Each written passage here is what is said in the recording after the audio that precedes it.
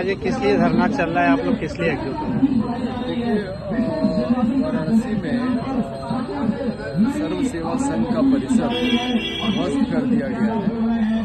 ये देश के तमाम गांधीवादी लोगों के लिए बड़े अपमान की बात है और हम लोगों ने इसीलिए अपना राजघाट दिल्ली से राजघाट बनारस जहाँ ये परिसर स्थित था वहाँ तक निकाली है और हम मोदी सरकार की इस कार्रवाई को चुनौती दे रहे हैं और हम जनता में इस बात को लेके जा रहे हैं कि जो गांधी के नेतृत्व में जो स्वतंत्रता संग्राम हुआ था उससे जो मूल्य निकले, जिसके आधार पर डॉक्टर अम्बेडकर ने इस देश का एक संविधान बनाया, क्या ये देश उसके अनुसार चलेगा या ये जो हिंदुत्ववादी फांसीवादी विचारधारा है उसके आधार पर चलेगा?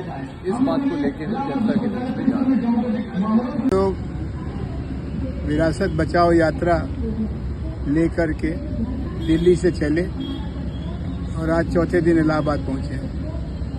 यहाँ इलाहाबाद के नागरिक संगठनों ने हमारी तकलीफ को समाज के सामने रखने के लिए एक सभा की है और धरना किया है।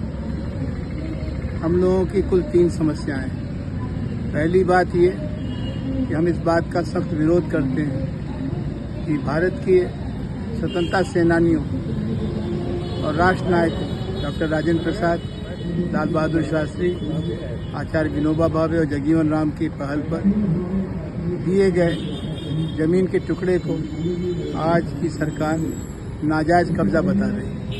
ये झूठ है, नेताओं का अपमान है और सत्ता का दुरुपयोग है। दूसरी बात, इस सवाल पर अदालत में जो कार्रवाई चल रही है उसके फैसले का इंतजार किए बिना सरकार ने समूचे प्रशासन को पार्टी दफ्तर में बदल दिया है और कमिश्नर और कलेक्टर को पार्टी वर्कर की तरह से निर्देश दे करके उस स्थान से पहले सर्वोदय के लोगों को बाहर निकाला, किताबों को फेंक दिया, गांधी विद्या संस्थान पर ताला लगा के कब्जा कर लिया और फिर बुलडोजर लगा करके सर्व सेवा संघ की इमारतों को गिरा दिया।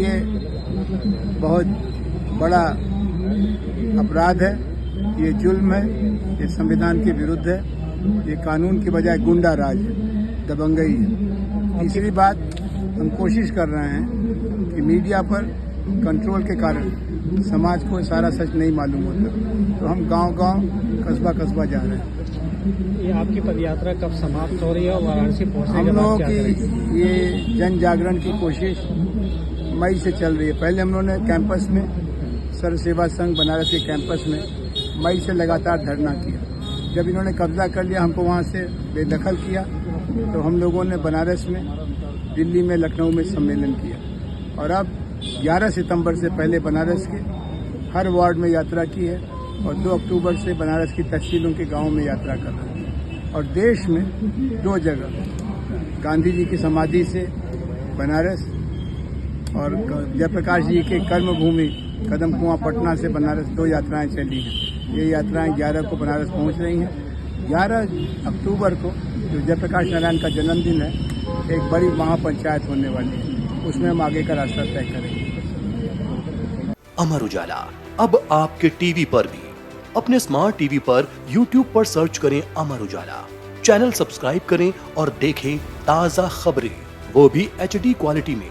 और हाँ, बेल आइकन दबाना ना भूलें ताकि हर खबर हो आपके घर। अमर उजाला, निष्पक्ष, निर्भीक, निरंतर।